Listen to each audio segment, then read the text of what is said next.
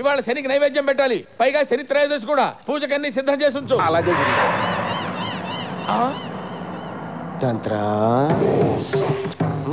ఒరే మంత్ర, నువ్విక్కడికి ఎందుకు వచ్చావురా?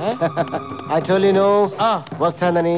ఎందుకురా? నీ ముద్దులు పెళ్ళాను ఒకసారి పిలు. ఎందుకురా బాబు పిలవటం? వెళ్ళిపోరా బాబు, నీ పుణ్యం ఉంటుంది. సుక్కు. హే సుక్స్. సుక్. హే. ఎవరు స్వామి ఇతను? గుర్తు రావడం లేదా? మర్చిపోయావా? మన కలిసి కన్న కలలు, చేసుకున్న భాషలు. కుమారి. నువ్వా?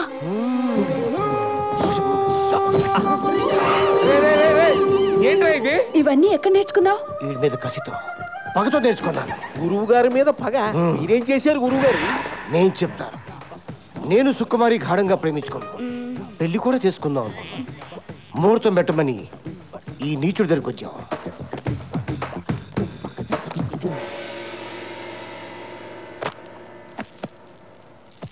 వీడు నా సుకుమారిపై కన్నేశాడు.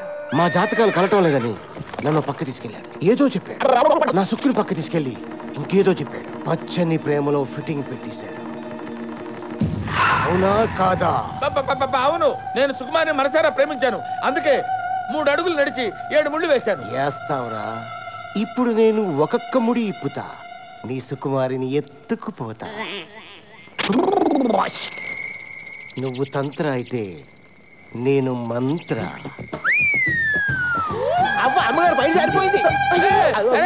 ఏంట్రా ఇది? ముందు ముందు ఇంకా జారుతాయి. నేను మంత్రం వేశానంటే కాంత కబోడియా. రే వీడేంట్రా అనుకున్న పనంతా చేస్తాడా ఏమిటి? నెగిటివ్ గా ఎందుకు ఆలోచించడం గురువు గారు? పాజిటివ్ గా ఆలోచిద్దాం. వాడు ఏదో కబోడియా అంటున్నాడు కదా, చూద్దాం.